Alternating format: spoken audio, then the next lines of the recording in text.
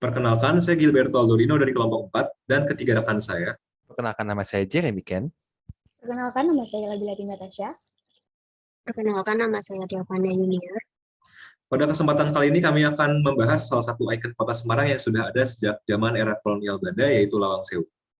Sekarang saya akan memulai dengan membahas profil umum dari Lawang Sewu sendiri. Lawang Sewu terletak di Jalan Pemuda, Kecamatan Semarang Tengah, Kota Semarang, Jawa Tengah. Lawang Sewu sudah berdiri sejak tahun 1907. Bermula dari pengaruh koloni Belanda yang semakin kuat di Nusantara, sehingga banyaknya dibutuhkan fasilitas administrasi pemerintahan, transportasi, dan sektor-sektor utama lainnya. Salah satunya di kota Semarang yang awalnya merupakan pedesaan nelayan yang kemudian mengalami perkembangan pesat di era awal abad 19. Hal ini disebabkan karena lokasi kota Semarang yang strategis dan merupakan kota pelabuhan.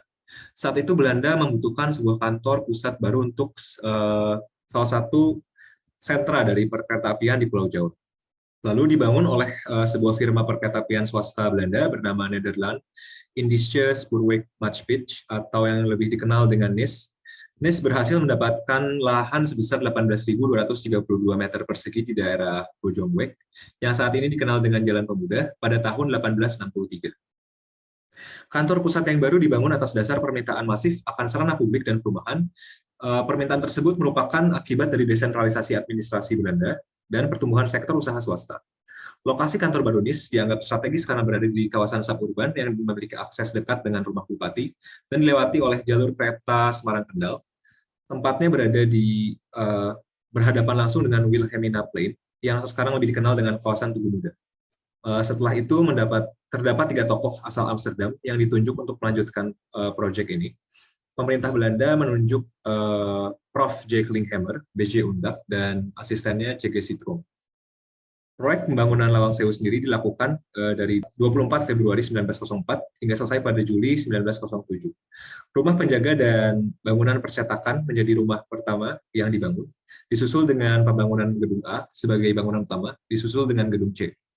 Perkembangan skala usaha NIS membuat gedung A tidak mampu lagi mengakomodasi kegiatan perkantoran. Oleh sebab itu, sebuah bangunan tambahan didirikan di bagian timur Laut Tapak.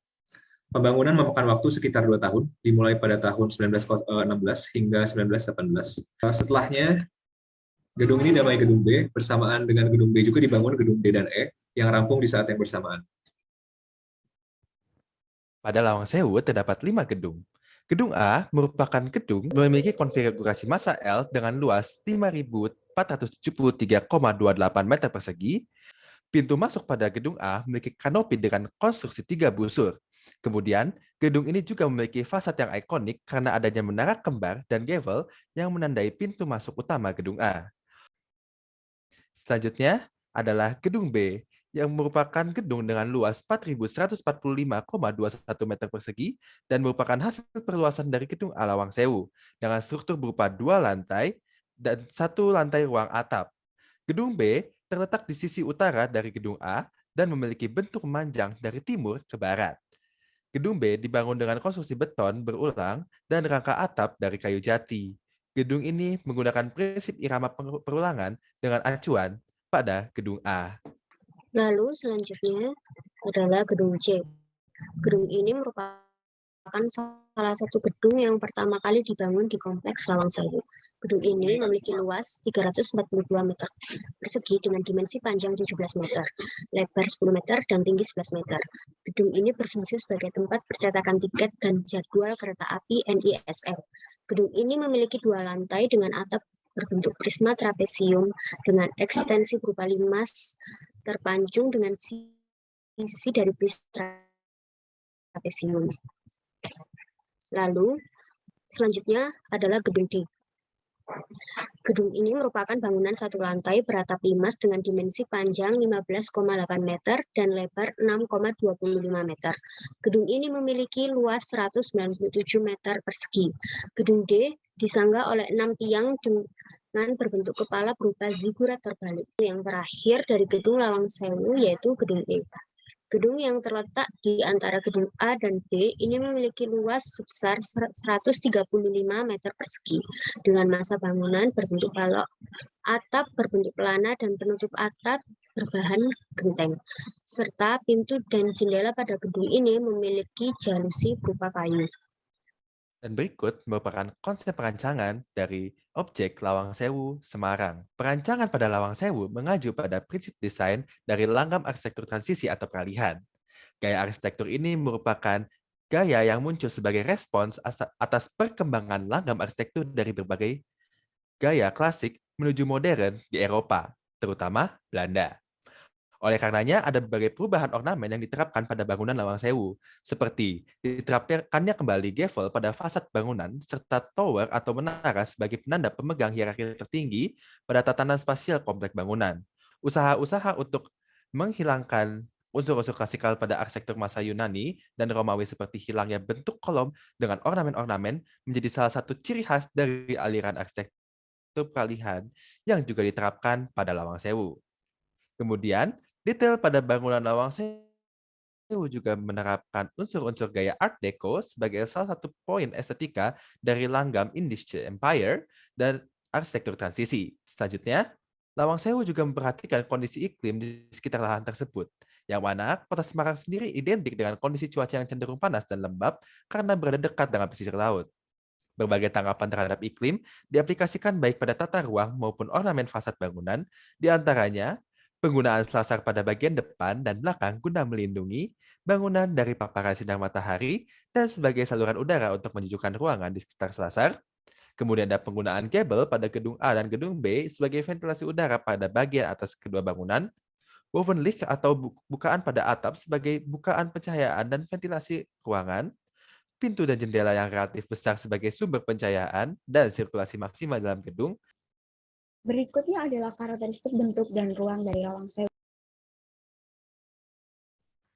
Karakteristik bentuk. Lawang Sewu didominasi oleh komposisi geometri berupa segi empat dengan lengkungan dengan irama perulangan. Pada fasad, salah satu penerapannya ialah kolom-kolom pada selasar yang terlihat pada fasad samping gedung A berupa gabungan dari kedua jenis geometri tersebut. Sedangkan, jika ditinjau dari tata ruang Lawang Sewu, mayoritas masa bangunan menggunakan geometri segi empat sebagai jenis geometri dengan efektivitas fungsi ruangan terbaik, terutama bagi kompleks perkantoran. Berikutnya adalah karakteristik ruang.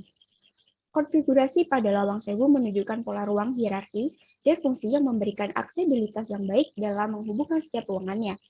Salah satu penerapannya ialah pada susunan massa bangunan gedung A berupa huruf L dan terhubung dengan bangunan C. Selain itu, Lawang Sewu juga memiliki tatanan ruang simetri yang terlihat pada denahnya. Dengan denah ruang yang simetris, memberikan penegasan alur fungsi ruangan yang lebih tegas dan mudah untuk dipahami, karena sifatnya yang juga selalu menghubungkan antar satu ruangan dengan yang lain, baik secara langsung maupun terpisah. Berikutnya adalah tatanan spasial. Dari segi tatanan spasial, gedung A memegang hierarki tertinggi dari kompleks Lawang Sewu sebagai bangunan utama.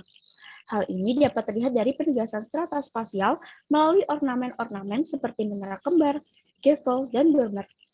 Gedung A juga menjadi titik pusat pencapaian menuju gedung-gedung lainnya, dengan adanya pintu masuk utama yang menonjol di antara bukaan lainnya sehingga menjadi titik pusat dari sirkulasi dari dan menuju Lawang Sewu. Berikutnya adalah material, struktur, dan konstruksi dari Lawang Sewu. Fondasi. Setiap gedung pada bangunan Lawang Sewu menggunakan fondasi beton tanam sedalam 125 cm dari muka tanah, yang kemudian diberi fondasi batu kali di sekelilingnya. Lalu di bawah fondasi terdapat lantai kerja dengan ketebalan 50 cm. Selanjutnya adalah kolom. Pembuatan kolom tersebut menggunakan batu bata yang disusun berpasangan dengan ukuran 60 dikali 80 cm. Kolom tersebut berfungsi agar dapat meratakan pembagian beban pada bangunan sehingga tidak terpusat pada dinding. Pada bagian atas di antara masing-masing kolom terdapat lengkungan yang menjadi simbol kolonialisme Belanda pada fasad bangunan. Selanjutnya adalah balok. Balok yang digunakan pada struktur atas Lawang Sewu menggunakan baja profil tipe 1 yang dipasang secara melintang, sedangkan pada arah memujur terdapat balok dengan material kayu. Selanjutnya adalah kuda-kuda.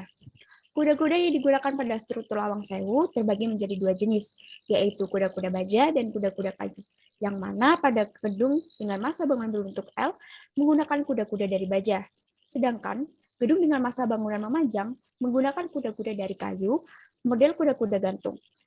Kemudian ada dinding. Dimensi dari dinding yang berhubungan langsung dengan kuda-kuda atau dinding dalam lebih besar daripada dinding pemisah ruang pada interior Lawang Sewu. Dimensi lantai sangat tebal, dilapisi marmer coklat dan hitam, serta keramik putih berukuran 30 x 30 cm. Pada Lawang Sewu juga terdapat ornamen, yaitu ornamen kaca patri, yang merupakan karya salah satu seniman terkenal bernama Y.L. Solhaten dari studio Tepitzenhof di Delft. Ornamen kaca patri ini terbagi menjadi 4 bagian dengan masing-masing bagian memiliki cerita tersendiri. Lawang Sewu juga menggunakan ornamen-ornamen lainnya seperti 8 gable pada gedung A dan gedung B yang berfungsi sebagai ventilasi udara, balustrade pada gedung A dan C yang berfungsi sebagai balkon dari lantai atas bangunan, serta mempertegas perbedaan antar lantai bangunan, timpanum pada bagian pintu masuk dengan bentuk setengah lingkaran dengan ukiran besi dan kaca, 3 cipredoma atau anak-anak tangga pada bagian pintu masuk, dan masih banyak ornamen lainnya. Pintu dan jendela. Bukaan pada pintu masuk utama Lawang Sewu merupakan pintu berdaun ganda dengan panel tebal dan kedap udara. Pintu ini terbuat dari kayu. Di atas pintu terdapat bukaan untuk bovenlage. Tipe jendela yang digunakan adalah jendela ganda dengan ketiak dengan ukuran skala tinggi kurang lebih 3 meter dan lebarnya kurang lebih 2,5 meter. Jendela ini berfungsi untuk memaksimalkan udara yang masuk ke dalam ruangan. Demikian presentasi kami mengenai kajian arsitektur terhadap objek Lawang Sewu, Semarang, yang berkaitan dengan mata kuliah sejarah dan teori arsitektur 1. Terima kasih atas perhatiannya. Mohon maaf apabila ada kesalahan kata atau kata-kata yang kurang berkenan.